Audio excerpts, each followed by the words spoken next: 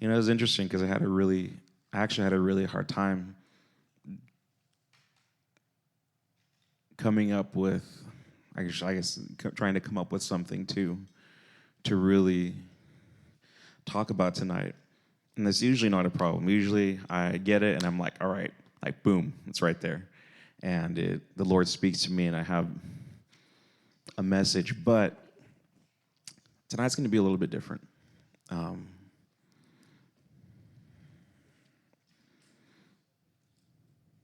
we're going to get into some stories. And here is, and I feel like the way I'm supposed to start is essentially growing up. So, as many of you don't know, I was a military brat. So I grew up a little bit everywhere. I grew up in Texas, grew up in Germany, grew up in a little bit of Louisiana, I believe. Grew up in California, and moving and change was just normal. I think one of the interesting things is who remembers, I know this sounds like a really interesting question, but who remembers when they became conscious of themselves as a little kid? Like your earliest memory, like you began, I'll describe it this way. I remember being conscious like of myself, like I'm a person, when I was like 4 years old. It was in Texas, and I remember because we were staying in an apartment. Like everything before that, I don't remember, but like when I start remembering things, and like it was weird. It was like all of a sudden I just came to be in this picture. I was like, whoa, like I'm me. Like this is really weird. I had feelings, I had thoughts, I had emotions. I was me.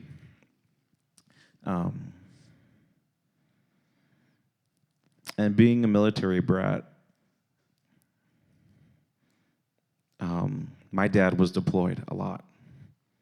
And so I was mostly raised by my mom, which that's not a bad thing, but it can lead to interesting times of growing up as a young man, being raised mostly by your mom, pretty much all through childhood to high school to till he retired. He was in the military for 21 years, and so here's how just you can get into my little brain as a child. I had 3 friends. Their names were Peyton, Geraldine, and Taylor. And Taylor was about my age. She was super tall. I was about 6 years old, and she was like 2 heads taller than I was. And she's about the same age. And I remember her saying, it's like, hey, like, do you want to be boyfriend and girlfriend? And I looked her straight in the face, and I'm like, it doesn't talk about that in the Bible, so no thank you. And she's like, oh, okay, cool. That was my type of thinking, and that's the way I was raised. And so one of the two verses that I remembered the most, or that I was taught as a kid, you can write these down, is Psalm 1 and Psalm 23. And we'll get into that in a little bit. And so, like, where am I going with this? So,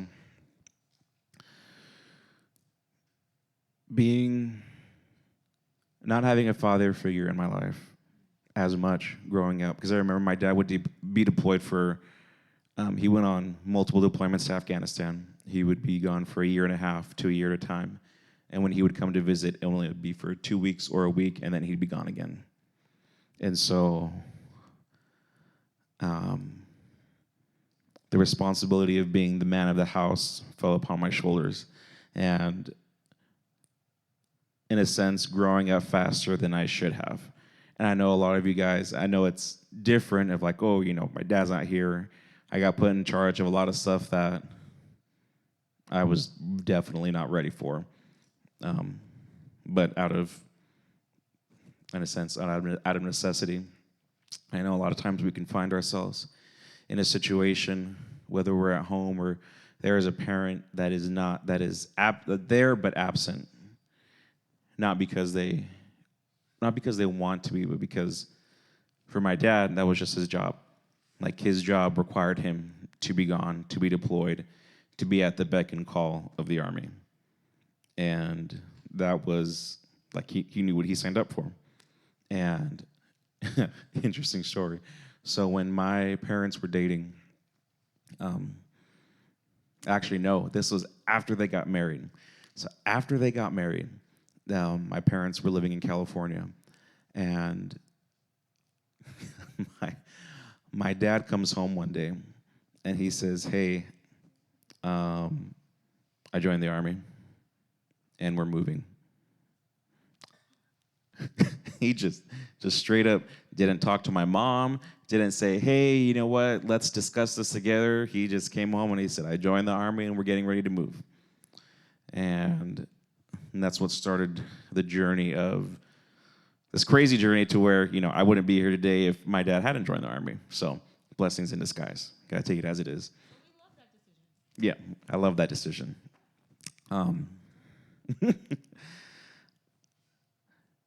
So being raised, without really a dad, to have like, hey, like that may be, like a father to son, and in this instance of like, hey, like this is how you do life. This is what it means to be a young man. This is what it means. Like I didn't have any of that. It was by my mom. And I'm thankful for my mom. She said, this is the way you treat a woman. This is how you do things. This is how X, Y, Z. And I had the thing, though, with not having a father figure, with not having someone who was, in a sense, who faced life head on and wasn't afraid of the challenges that were ahead. Not being able to see that displayed in my life led to fear, led to worry, led to anxiety, led to not knowing how to face problems. And because my dad wasn't there, I wasn't able to see how he experienced or handled adversity, how he handled stressful situations.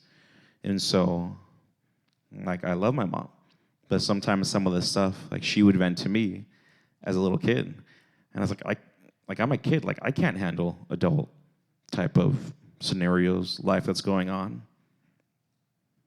Like, that's, like mentally, it made me grow up fast. I know that sounds weird, but I hated playing pretend. When kids would get together and say, hey, let's play house, I'm like, I don't want to play house. I'm not a dog. I'm not a cat. I'm not a make-believe whatever. I am a human being, and that's how it's going to be. Like pretend, imagination, that was just out the door. They would make you a dog? Well, like, I don't know. I'd go to the playground. Here's my thing. I would go to the playground. And I'd be playing on the playground with other kids. And they're like, hey, let's play house. And I'm like, I'm not going to play house. Like, that is dumb. Like, no. Like, that is ridiculous. I didn't know what it meant to. In a sense, I knew what it meant to be a kid. But then there was just different of, like, I don't know how to be a kid because of this responsibility that I had growing up. Because I also had my sister. My little sister, I was put in charge of her, take care of her, changing diaper, like everything, as a 7-year-old. It's like changing sinking diapers as a 7-year-old. Like, that's interesting. Wasn't ready for that.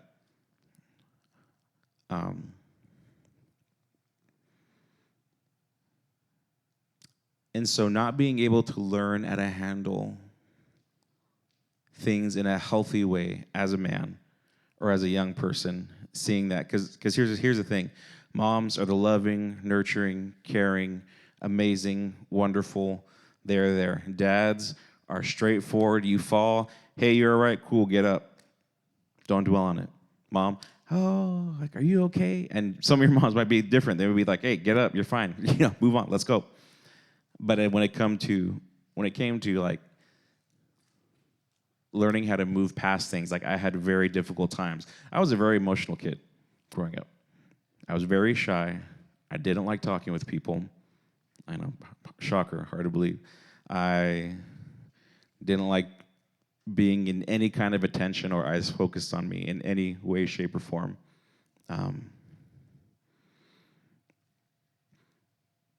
But through the grace of God, and through loving people in my life, and God placing people in my life, He helped shape me, grow me, learn how to deal with stressful situations. Some of it learning how to figure it out on my own. And what happens when you don't have a guide or a compass to really figure out? Imagine you're in the woods and you're trying to figure out how to navigate from getting to point A to point B. And they say, hey, you're going to go from point A to point B, but give me your compass. You got to figure it out on your own. That's a hard road to walk. And it takes us, and sometimes we're given the choice of, we have that compass and we can choose to ignore it, or we don't. Like, we're just thrown into the wind, into the wilderness. Like, this is how it's going to be. Like, I got to figure it out on my own. But luckily, we don't have to figure it out on our own because we have a Heavenly Father. I also want to preface this, too, is that if anytime you have any questions during this, you are free to ask them. You can ask me anything about my childhood. You can ask me anything about my relationship with my parents. And I'd be more than happy to answer them. Yes? Relating to the message and what we're talking about. Yes, James? My dad was an MP. He was military police. So, my dad was a policeman. But, and if you're wondering what to call us, it'll be Tales of my father. And while he wasn't around, when he was around, I paid very close attention to what he did. It was like I was a hawk, like watching everything that he did for my mom, for me. One of the things that I remember very specifically is that when he was home from deployment or from going on random trips, because he was a translator for the general in the Army. And he would be gone 3-4 months at a time because he was very useful in the sense that he could translate and escort. He took Secret Service driving, like, look up Secret Service driving on YouTube when you go home. It is intense. Like, he is an incredible man. You would never know that he was a policeman, though. If you were to meet him and say, like, oh, yeah, like, he's a policeman, you'd be like, no, he's not. Because one of the things that I noticed and appreciated about him is that he was able to switch hats. When he was at home, he was dad. He wasn't an officer. He was strict. He was very strict. If there's one person that I did not want to get mad or angry, it was my father. Because he was strict. And I knew if I messed up, I was going to get punished. And see, growing up, too, I did not have a say in expressing my thoughts and feelings to my parents. It was their way or the highway. And I figured out, I was like, okay, well, if I want to survive and do life and not get punished, I'm just going to do it their way. I was only spanked 5 times out of my whole life. But with that, too, was a broken will. Because I wasn't able to express myself and who I was, it was hard making decisions when I started getting older.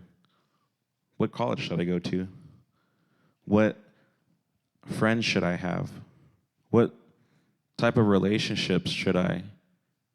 What job should I have? What should I feel? What should I think? Because every single decision was laid out for me. And so having to think and figure things out on my own was not only difficult, but it would cause me so much stress and anxiety. Like how do I do this? How how do I navigate life? How do I know that the decision I make is going to be the right one that God told me? And so with that relationship with my parents, I also had a hard time with my relationship with the Lord. Because being, okay, God, you're going to tell me to go to this place, go to this college, go to have these friends. And then he's like, no, it was like I've given you the word. I've given you wisdom. I've given you all these things to make the decisions. And that was one of the hardest things that I've had to do was start making decisions. So what did I learn from my dad while he was here?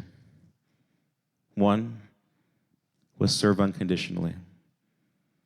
Actually, I take that back. The very first thing, bring up Psalm 1, please.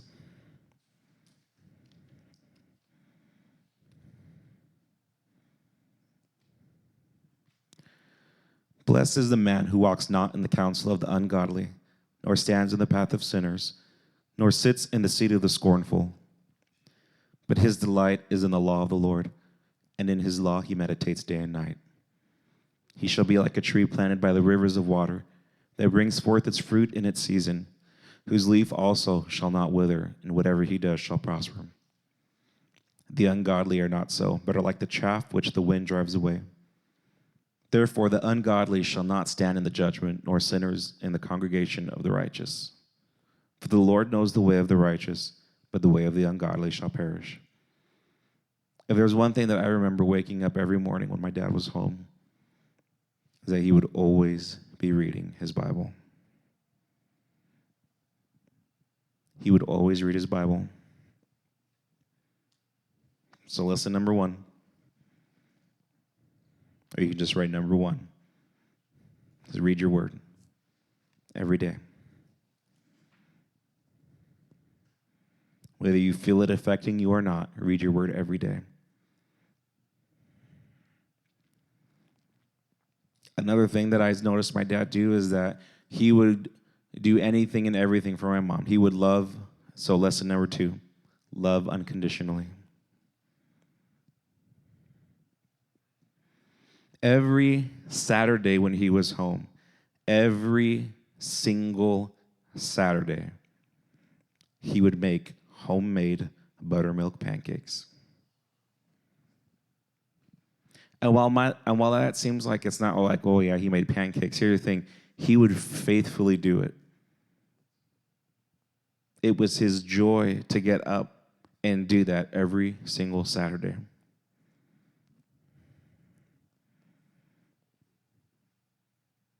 And he loved unconditionally.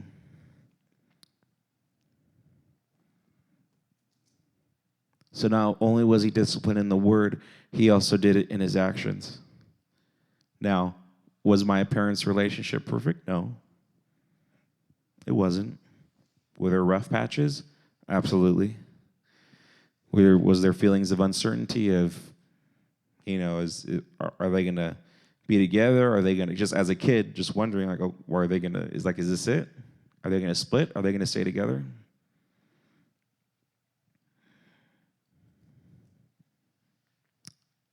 And one of the ways that I grew up is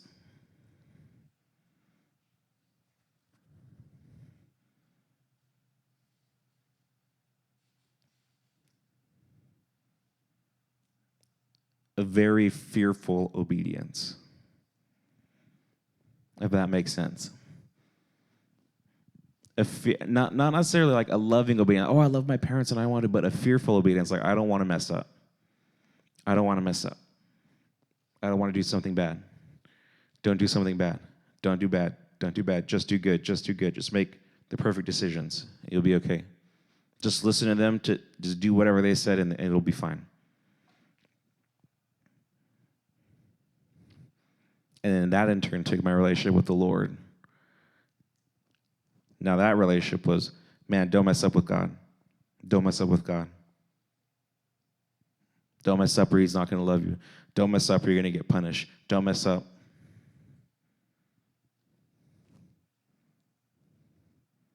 And while that was not their intention, that was the way that I interpreted the way that they raised me. And so Psalm 1 was one of the first verses that my mom made me memorize. Another one was Psalm 23.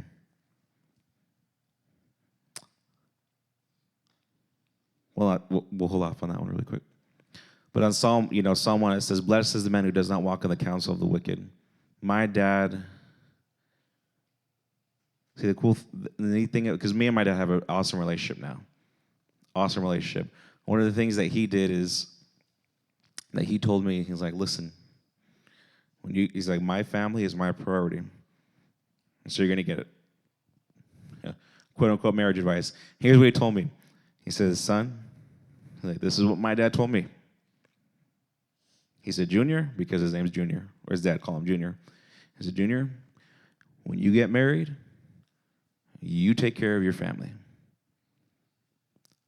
I will take care of my family. Your brothers and sisters and your mother, they are my responsibility. But you take care of your family. Don't worry about us. Don't look back.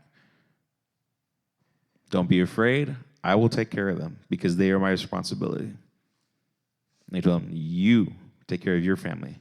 They are your responsibility. And so that when the time came for me to get married, he told me the same thing. He said, Spencer, don't worry about our family because they are my responsibility. He says, when you get married, your wife is your responsibility. Your kids and your family come first to you.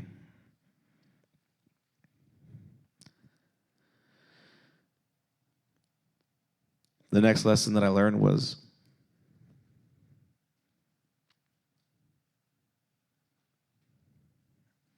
I know this doesn't sound weird, but so I'll say this, faithful. Be faithful.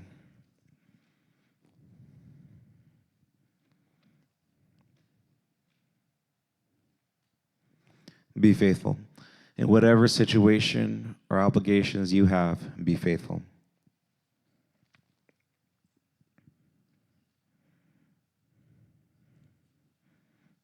And Pastor G talks a lot about your sphere, your realm of influence, and what can you steward well. One of the things I saw my dad is I saw him steward, even though it wasn't perfect, I saw him steward our family well. When he was here, when he wasn't deployed, he'd take time for us. He would spend time with us. He would hang out with me. He would play with me. We'd go on walks. He'd watch me ride my bike. He would take time.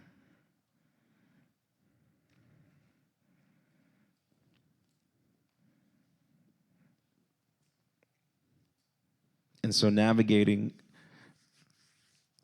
as we're in this series of parents and relationships, and there's a story of, the story that I like is there's stories of these two kids that are growing up. They have the same upbringing, they're in the same household, same situation. And there's two sons, and they look at their father. And one turns out to be successful and amazing, and he says, what did you do? And the other one turns out, and he's drunk, he's unfaithful, he's wasted his life away. And the successful one said, I watched my dad. I watched my dad. And they're like, well, your dad what? He's like, yeah, I saw my dad make terrible decisions. I saw the way that he treated mom. I saw the way that he did this. And he realized that I did not want to be that way. And so he made the conscious effort and decision that I'm not going to be that way. I'm going to be successful, loving, kind, faithful, XYZ. And he became very successful. The other son, how did you turn out so terrible? He said, my dad, he was a drunkard. He hated my mom. And I was just a victim of my circumstances. But yet he came from the same household. He came from the same situation. And his other brother didn't follow that same path. So where am I going with this is that you may be, whatever situation you may be in, I can say like, oh yeah, I had a hard upbringing. My dad wasn't home a lot, but here's what I did notice. I noticed the good things. You may be your relationship with your parents may be strained, difficult, hard, or amazing. But here's the thing that you can do. You can learn from every situation. You can learn from every circumstance, no matter how hard or difficult it may be. Whether it's a living hell or it's a living heaven. And while my dad was not here, one of the things that I did is I took time to notice the good things. What did he do that was good? He was faithful. He was consistent. He spent time with me. He loved me. Was it perfect?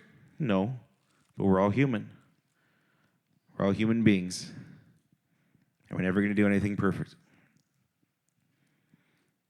And here's a situation with whatever you may be struggling with or going through with, whether it's amazing or it's wonderful, is that you can take whatever situation and be like, you know what? I really like the way that my parents do this. I really like the way, and fight to see the good. Fight to see the blessing in the circumstances that may seem absolutely dismal.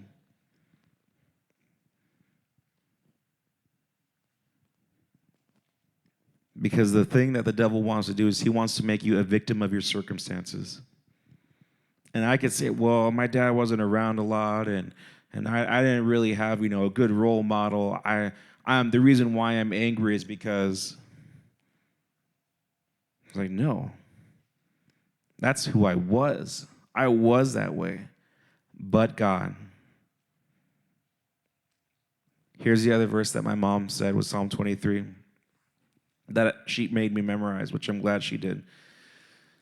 It says, the Lord is my shepherd, I shall not want. He makes me to lie down in green pastures. He leads me beside the still waters. He restores my soul. He leads me in the paths of righteousness for his name's sake. Yea, though I walk through the valley of the shadow of death, I will fear no evil, for you are with me. Your rod and your staff, they comfort me. You prepare a table before me in the presence of my enemies. You anoint my head with oil. My cup runs over. Surely goodness and mercy shall follow me all the days of my life, and I will dwell in the house of the Lord forever. One of the first things I realized is that the Lord is my shepherd, and I shall not want. I shall not be in want. Is another way to say that. The Lord is my shepherd. I shall not be in want because he makes me to lie down in green pastures. Green pastures are full of life, full of health, full of peace. Whatever circumstance you are in, you will never lack because you have Jesus.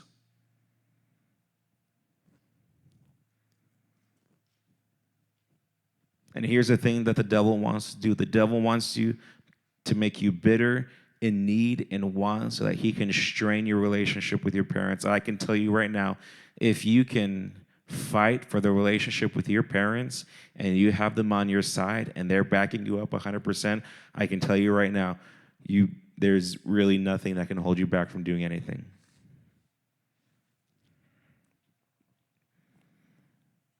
And if there's a situation in your family that you don't say, like, oh, my family's all messed up, it's like, well, you know what? I'm going to find a relationship.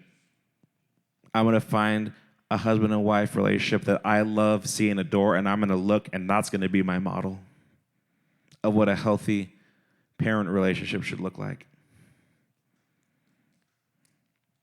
Listen, there are and here's another thing I learned unconsciously. You can have excuses for anything and everything under the sun. It is easy to be a victim of circumstances. It's easy. You can make up any excuse. Oh, it's raining outside, so I'm depressed. It's cloudy, I'm depressed. There's so much traffic, I don't like people. Oh, that person was just so rude, everyone's mean. Do you see the train of thought? Do you see how easy it is just to be in a state of being a victim? Listen, we're not victims, we're victors. We are victorious in everything we do.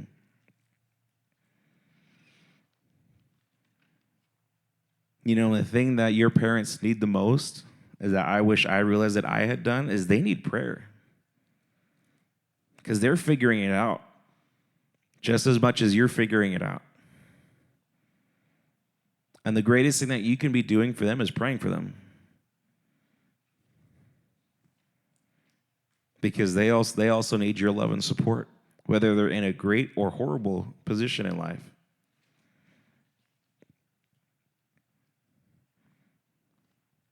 You know,